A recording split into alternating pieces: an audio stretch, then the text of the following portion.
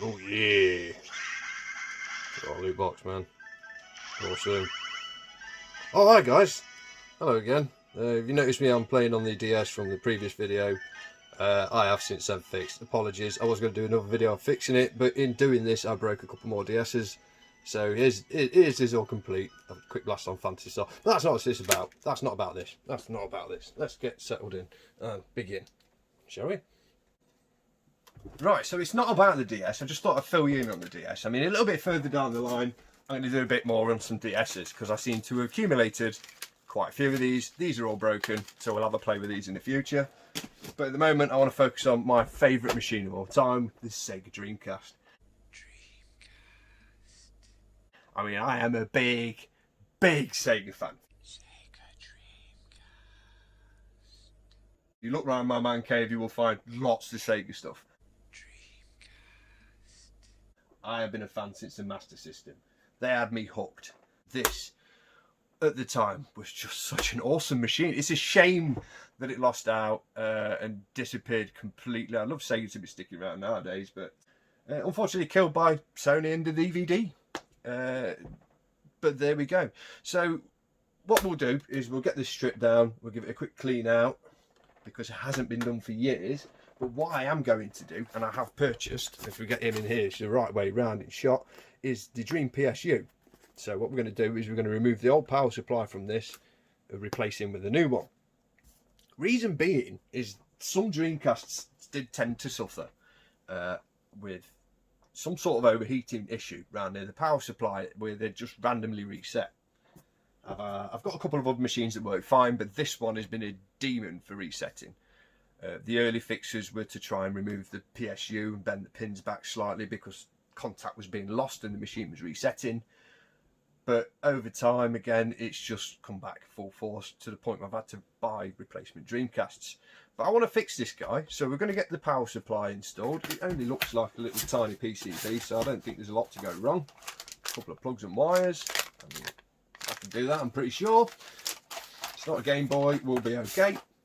But what I'll do is, because I haven't opened this up in probably well over a decade now, is we'll whip it open, strip it down, get it all cleaned out, and then we'll take it from there and install the power supply. But first thing you always want to remember to do is take your modem off and check you haven't left the disc in. Like this Pillock has, I've left my copy Daytona in.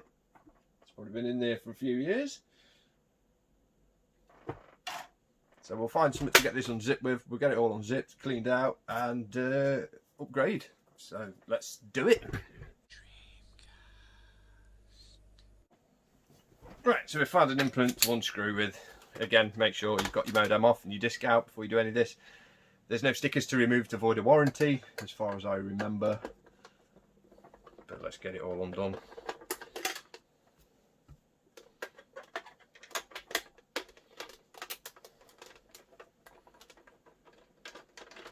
Yeah, I always have had a soft spot for the Dreamcast. My first introduction to online anything, really, I didn't have a PC, I weren't connected to the internet in any other way, so Dreamcast was the way forward. Unfortunately, all we had for a bit was Choo Choo Rocket. But then when Fantasy Star Online jumped out, wow, did that change my life. For the good or for the bad, I don't know, but I just became obsessed with Fantasy Star Online, running up ridiculous phone bills and upsetting my parents in the process. But what a time, what a time. Okay, so shell should just lift straight off. It's a lot cleaner than I expected it to be on the inside. I won't lie there, but you can see there's a lot of heat marks on the underside of the case, right near the front. Let's just get zoom on him. If you can see just there, got like a lovely sort of scorch to the plastic, and I think that's due to the capacitors getting very hot,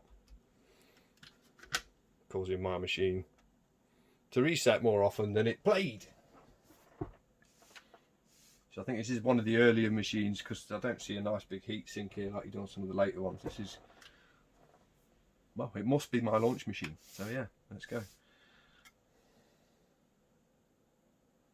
So we're going to do a full strip before we do this. A lot of the internals seem to be a bit aged. As you can see, the pins are a bit wibbly around the power supply where I've tried to fix it in the past. But what we will do as well, this is all going in a nice bath to get it cleaned out at some point. In fact, I'll do that, but I won't show you me doing that. It'd be pretty pointless exercise. So let's get the power supply out because he's at the top of the shop. We won't need to put him back in, but we will need to put a few switches and buttons back in. So don't shut those away.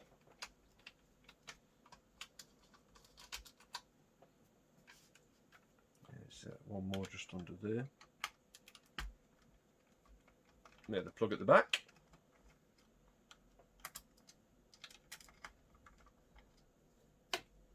It doesn't want to come out. And that should be it for your power supply as far as I'm aware. So we'll just unplug you. And slide it off. It's only connected now by these pins once you've undone 4 screws. I've just found the 4th. I told you it's been a very long time since I've been in a Dreamcast. I did used to regularly strip and maintain my machines, but got lazy with age. So now the 4 are off, that should just lift away and out of the back. And as you can see, my pins aren't, they do look relatively straight, but not as straight as they were. I'm pretty sure, take you out as well, we won't be needing this lovely overheating power supply anymore.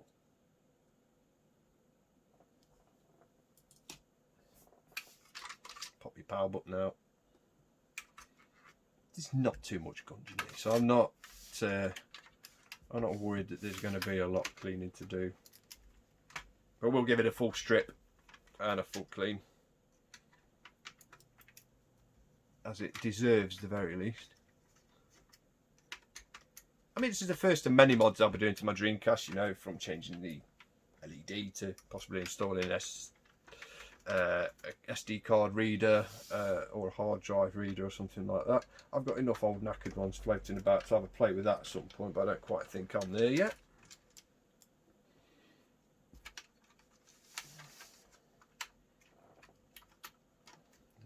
Just like these screws aren't. There goes one.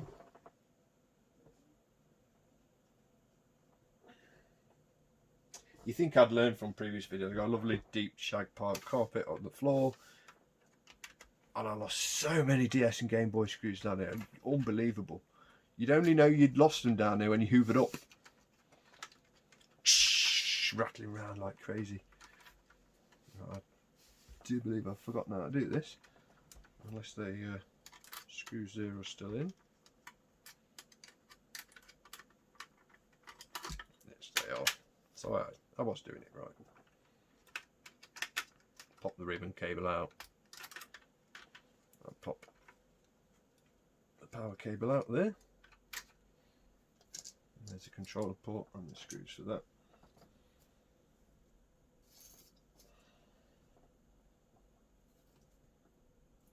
Screws for my casing over there.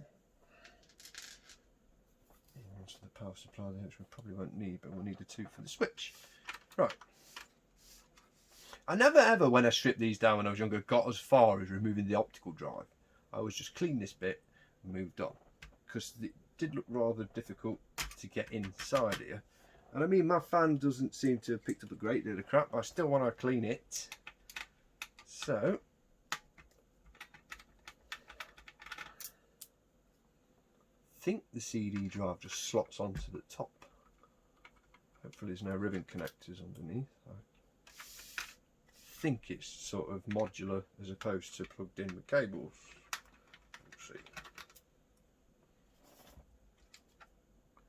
So that was 3 out there. Nothing else, so just try. Yeah, oh cool. Oh brilliant. The fingerprints of the assembler. Did he cut his fingers or something? Yeesh. Right. This will be my fingerprints.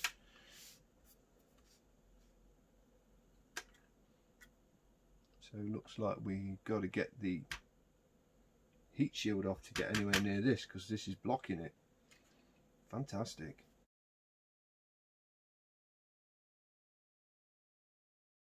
Almost feel like they've used too many screws here.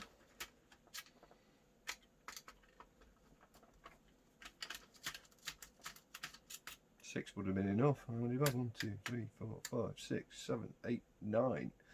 3 too many, Sega.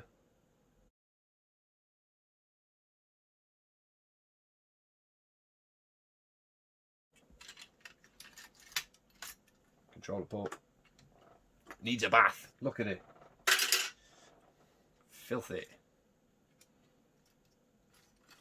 Or just yellowed, because that's what happens to all of these. Wow. Bang. There you go. All come away. Heatsink and all.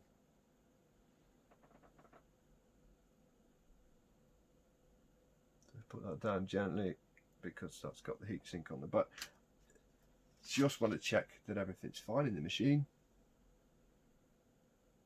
I don't think I really need to interfere with any of this. As you just see, pretty clean. So for the moment, what I'm going to do is just pop all this down for 1 second, go and clean all these plastics up, dry them out, and be back to reassemble. Sega Dreamcast. Right, so that's as clean as we're getting outside of a retro brighting, which I haven't got. Get rid of the yellow. Lovely yellow. So what we'll do is just reassemble quickly, and then we can drop this mod in and see if I can get my machine to live once more. Let's put you back first. Precious cargo must be delivered. Shit. We'll try putting the heat shield down first, then dropping him in. Lovely jubbly.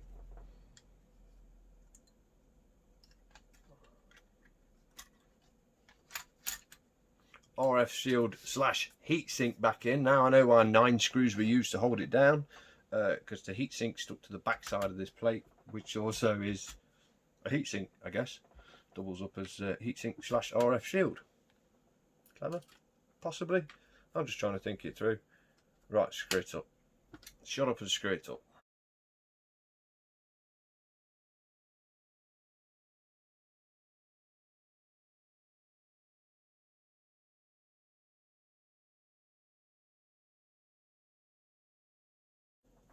Right, so with all that done, the top of our case nice and clean, and our power supply well and truly discarded. Let's find the box we had, which is mostly power supply and instructions, which I'm pretty sure I won't need. How to assemble your plug. Pick your country and clip it on, I guess. Yeah, easy, straightforward. Don't need instructions for that. That sounds nice and easy. That's done. Wow, so hard. Okay.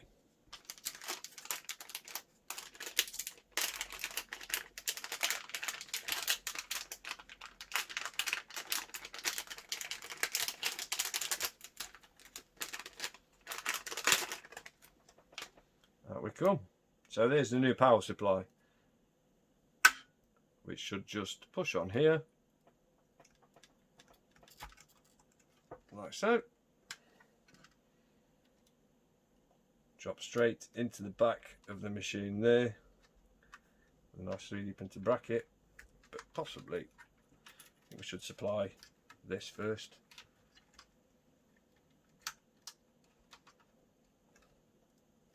Make sure that's completely fastened down.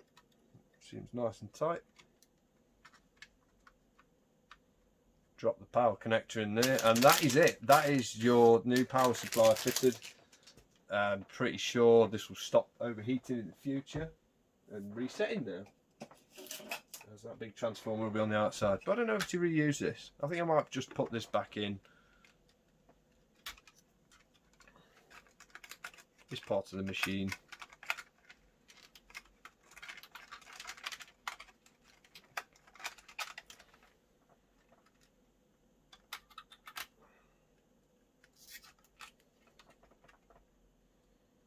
That back on with that Getting any pins in your fingers?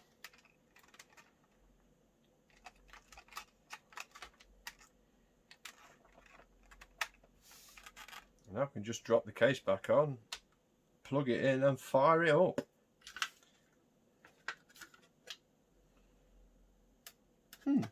I suppose I could use one of the locating screws just to keep that in from the original power supply. It'd be rude not to, being as they've left me a hole right in the correct place.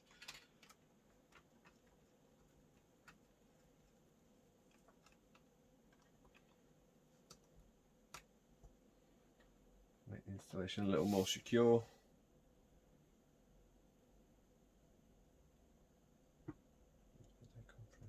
Side. Almost done.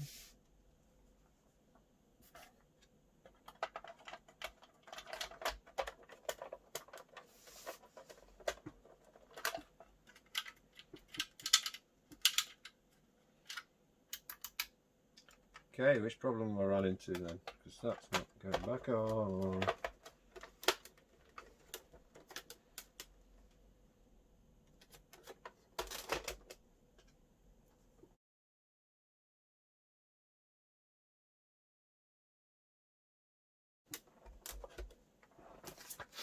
Don't need them.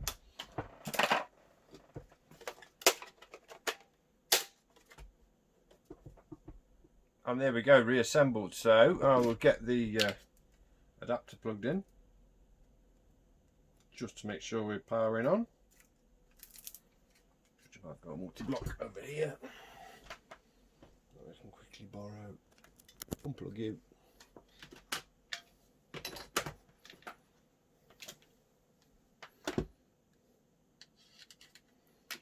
Pop that in the back. There's your new power supply at the back. Pop him in there. Et voila! The Dreamcaster hopefully will not be resetting on me anytime soon. So it's nice to see it's all powering on. We'll plug it in and have a quick test just to see if the game boots. I've also got a capture card recently that I want to test, so let's have a few laps on Daytona. But first, let's plug it all back in.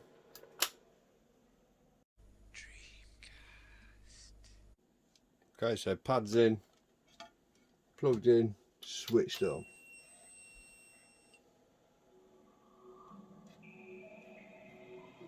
Beautiful, absolutely beautiful.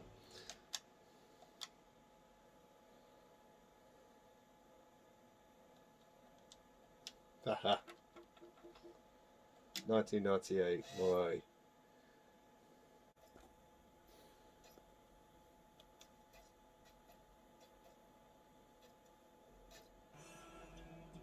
And there we go. So it's working fine. Plugged in with the new power supply. Get a few hours in on Daytona and see if we get a reset. So thank you very much for watching. I know it wasn't a great deal of a big mod this time, but it's the start of things to come for my Dreamcast. I hope you liked the video. Please like and subscribe if you want to see more. I've got plenty more console mods that I want to attempt in the pipeline, but till then, please enjoy a few laps of Daytona if I can capture it correctly. Thanks guys, see you next time.